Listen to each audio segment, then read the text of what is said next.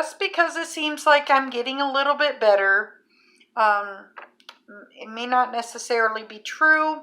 I talked to the doctor yesterday, and he said, if this treatment doesn't work, I will die. Now, I did talk about a certain troll baby that came on my channel and said some really ugly, nasty things, and people did get upset. Okay? And I wasn't meaning to say that to make them be guilty or even draw attention to them, because the reason why they said that was to draw attention. And if I was trying,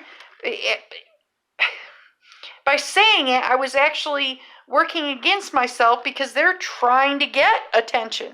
Okay?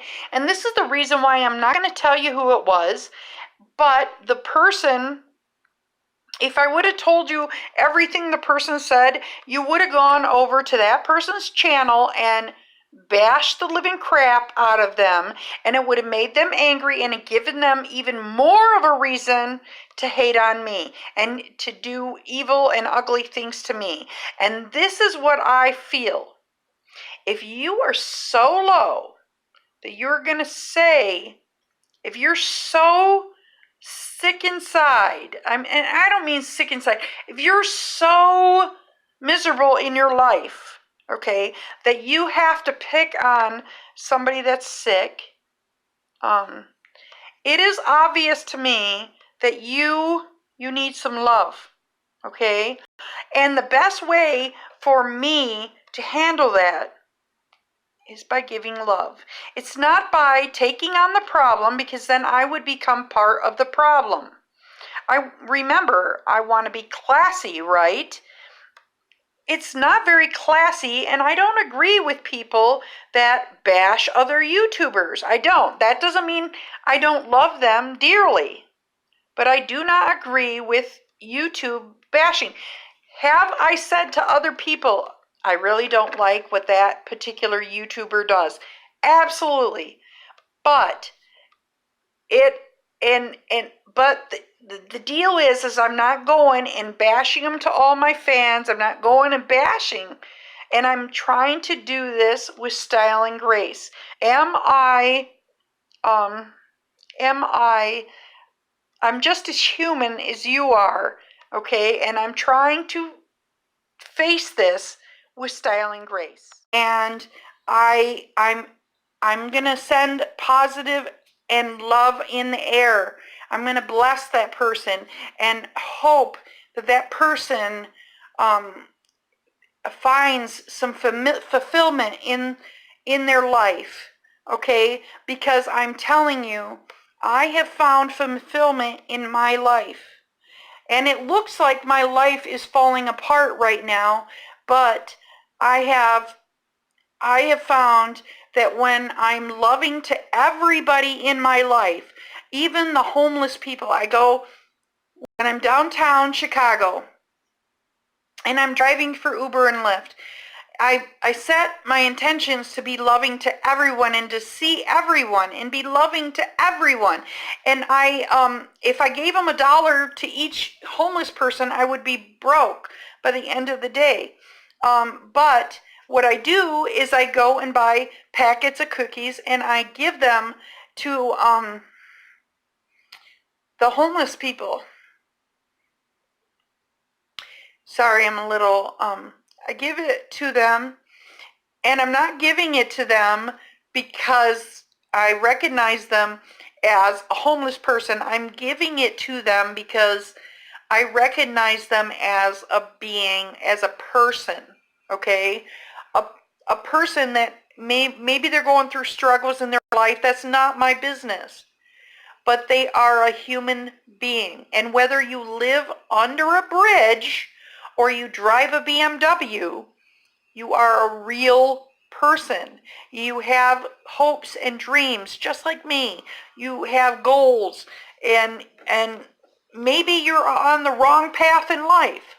So it has always been my wish to love and bless everyone. I had a friend that was, I just got done telling this to one of my friends, and it's still touching my heart.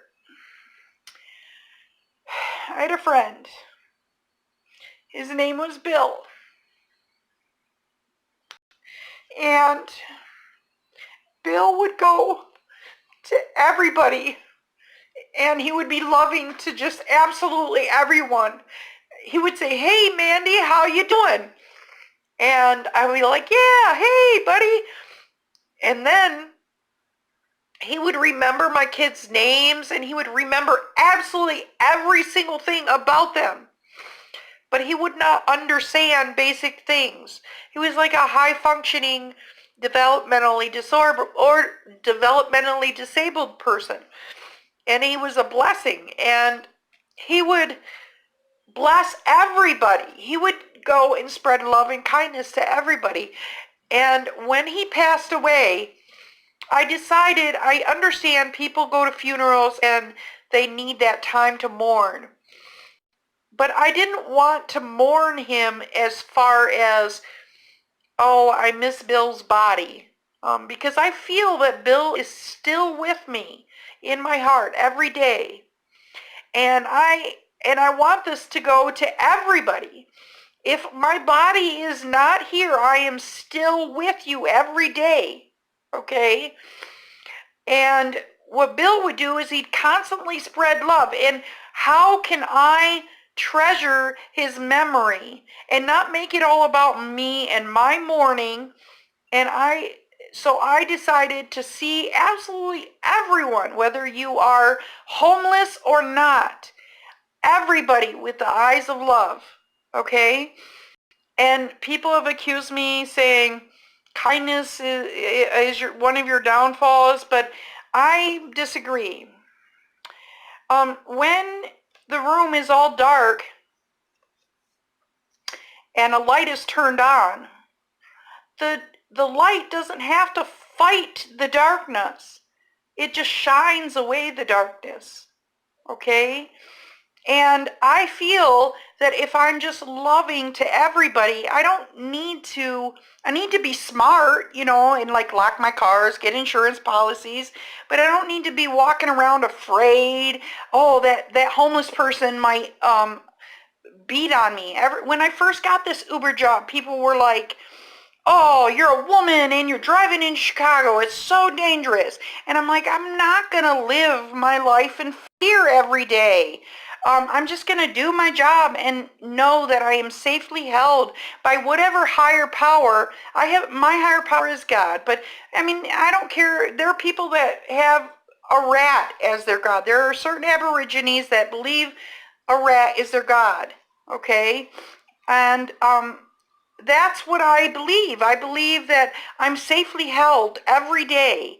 And it doesn't matter whether you call this rat my God Buddha or you call my God whatever. I believe that the powers that may be have me my highest good intentions. If that means I have to die, if this body has to leave this earth, that is what is meant to be. And that is meant for the highest good for me and everybody else around me. Okay, that's the way I feel. Okay, and everybody says, "Mandy, you're so courageous." And I beg to differ with you. I am very, very scared. When you look at a firefighter, and he's about to go into a flaming house, and people are like, "Oh, they're so courageous." They are not. It's not that they don't have fear. They don't have any fear. But I beg to differ with you. It's not that they do not have fear when they're going into that house. What it is they keep the prize, and that is those people in that house.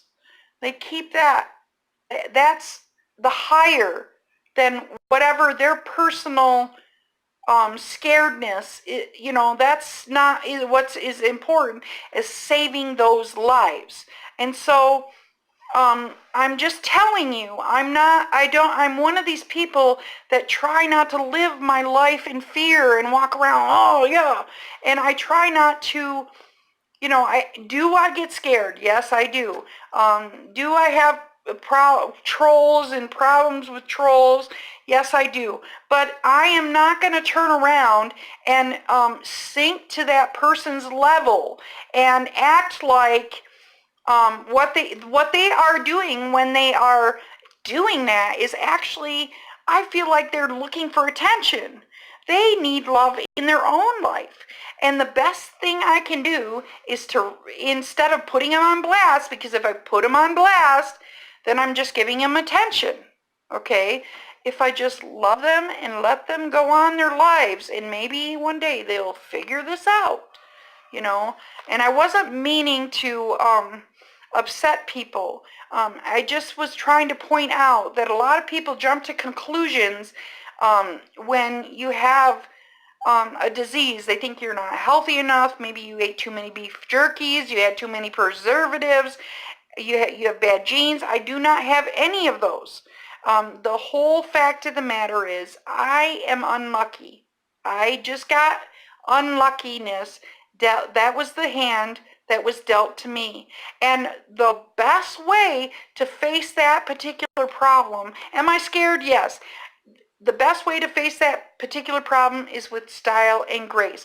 Now this is the, and being classy. Now this is the other thing that I would like to point out. My test results, my daughter talked to my doctor yesterday, and my test results showed that the tumor on my lung was shrinking, which is good, but the tumors on my liver were growing. Now, doctor said, if this treatment does not work, then I will die. Okay? And I will die quickly.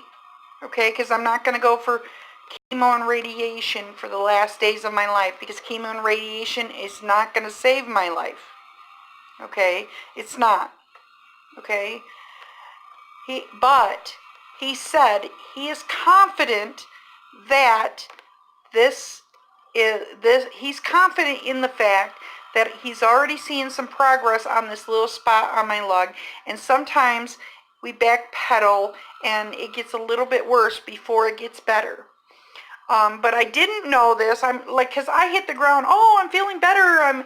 I'm feeling better than I was before, because I'm able to go to Six Flags for 4 hours instead of only like 1, you know. And I am feeling a little bit better. But the reality is I'm very gravely ill still. Okay, and I had planned, my daughter is having this baby in November, and she just told me that she's getting married in September, and I'm not going to be able to go to either of those. I might be able to go to see the baby born, but I'm not going to be able to travel before we find out if this treatment is going to work. The doctor told me that yesterday. So it's just best that I hang on and see. He wants to give it a few more months, a couple more months, to see if it's going to work. And if it works, then I will be more likely on a better path.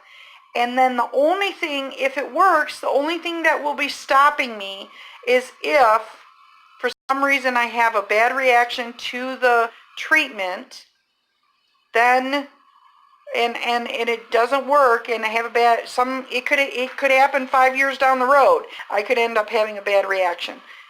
Then I will have to get off this treatment, and I'll have to die. So the fact that I'm going to die is still looming over my head. But I'm right now, I'm looking forward to this positive and focusing on the fact that maybe this treatment will work. And the doc said that he really thinks it will work, but we don't know. We don't know.